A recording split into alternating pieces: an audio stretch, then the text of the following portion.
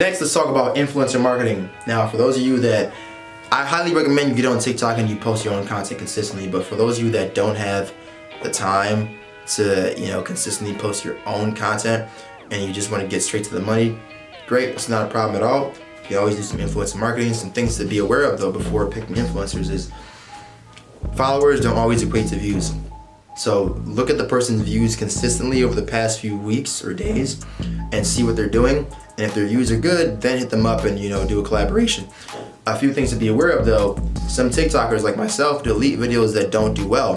So if you see someone that has 1 million views on everything, be a little aware, be a little weary, because those may or may not be all their videos. And not just that, look at when they post them. If they're posting several days apart, that's a bad thing.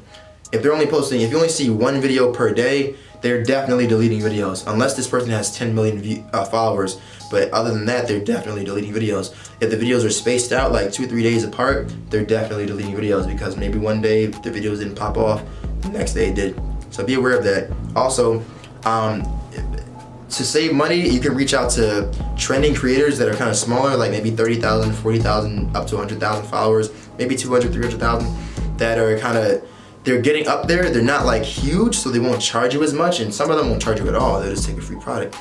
But TikTok kind of prioritizes new users. So if they're fairly new and they're on the For You page a lot, then AKA the Explore page, then it might be lucrative to hit them up and do a brand deal versus hitting up someone with like millions of followers. Factors to consider: gender, very important. Age, because the age of your TikToker the age of the TikToker you hit up will more than likely determine the age of their audience.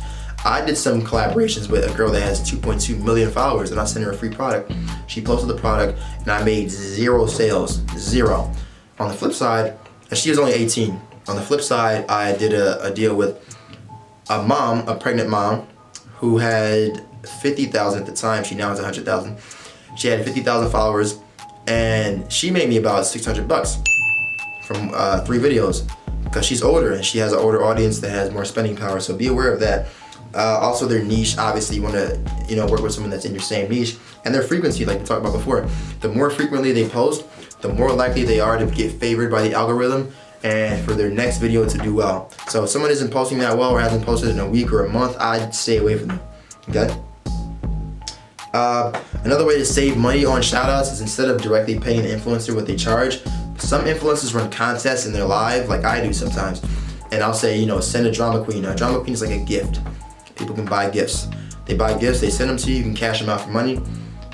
Some might say drop a drama queen, or drop a panda, or drop a whatever it is, and I'll duet your video, or I'll shout you out, or I'll put your name in my bio, or I'll do whatever. And oftentimes those gifts only cost like $1 to like $10. They're not that expensive. So you can get in some lives and they do contests and give some gifts. You can get some cheap traffic. And challenges. If you're working with influencers, I highly recommend you do a challenge, because the whole appeal of TikTok is not just getting reach, but it's not just getting an influencer to post a video and then that video does well. It's getting their followers to make videos to that sound, or videos to that challenge, or that hashtag, whatever it is, right? So you can compound and get the most out of TikTok. So when you reach out to an influencer, I recommend you start a challenge. It could be a dance challenge, it could be whatever. It could be a simple challenge like, flip the water bottle and make it land on the top or something, whatever it is.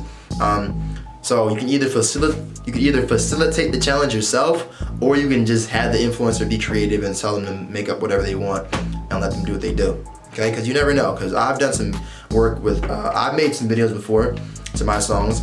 They got 500,000 views. Someone else took the same exact sound and made their video, and they got 3 million views.